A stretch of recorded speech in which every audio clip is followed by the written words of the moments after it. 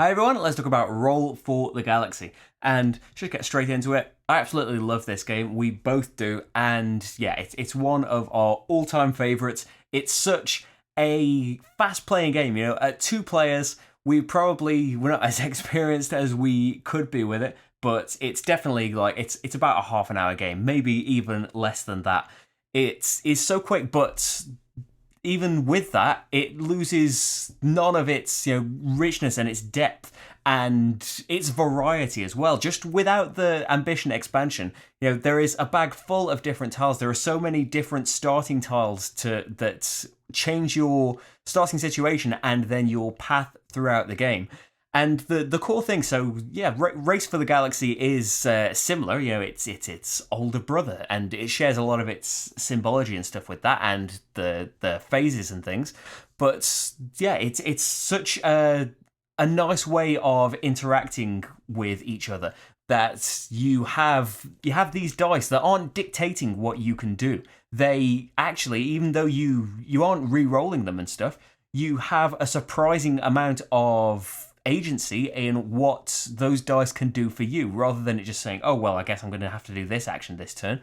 No, you get to pick one of your dice to do any phase you want, and that is going to trigger the phase for everybody. So there is this additional element of mind games of, oh, I can see that this player has a load of planets on there and they've got no goods on there, so I'm sure they're going to produce, and I would like to produce as well, but I would also like this other phase to happen. I would like to settle a world first, but I'm pretty sure they're going to produce. So I'm going to make sure settle happens, and then I'm going to put a load of dice in produce, hoping that I can piggyback off what you're going to do when you trigger the phase that I want to. And in two players, there is a dummy player as well that's going to randomly trigger another phase, although he didn't really do that much in the playthrough. You are kind of, you're hoping that extra things will happen so you can make the most out of your turns. But aside from that as well, there is everybody gets a free reassign action, which does use up one of your dice. You're not going to have you have one fewer action this turn, but it does go back in your cup, so you don't have to pay for it, and that lets you adjust them. And a lot of the tiles have reassign powers as well, so you do have a surprising amount of choice in what you're going to do. And I love that. Like the power you have over the dice, you have a great big bag full of random tiles, and how are you going to make sure that what if you just draw tiles that don't work for you at all? Well, every time you get to draw a tile, you can abandon as many tiles as you want and draw one more than that. So you can have a surprising amount of choice over the tiles you end up with as well. And yeah, you never actually get to just dig through a load and see what you have.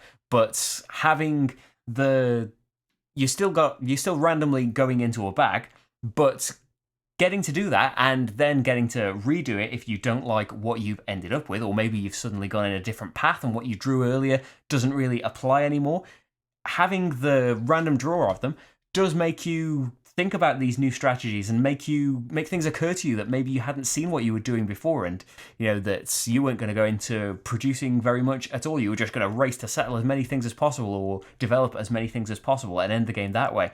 But then you see that, this gives you a load of points for developments that you've built, and I've been going heavily into that, but now it gives me a really big bonus for the shipping phase as well. So I want it for one thing, but now it gives me a bonus in another thing, and maybe I'll go into a different avenue in the game in that way.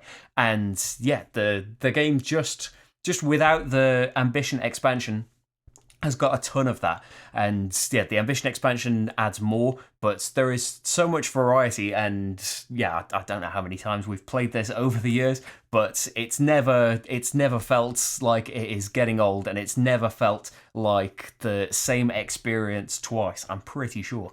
So the ambition expansion is not as big as the rivalry expansion that has just come out, but the ambition expansion added the objectives, which is a nice touch because that can give you, they can be longer term things to aim towards having your strategy pointing at so that you can get them later on in the game. But some of them that are worth fewer talent tokens, of course, are a nice extra race. You aren't just racing for victory and to try and execute your plan. Maybe you're going to deviate from it a little bit because you can see this fairly achievable thing that if you can get to do it first, you will get talent counters that are really nice because they're just points. and it's always great to have another way of earning points, but it's a great thing of they can be used as any die. They are just a wild.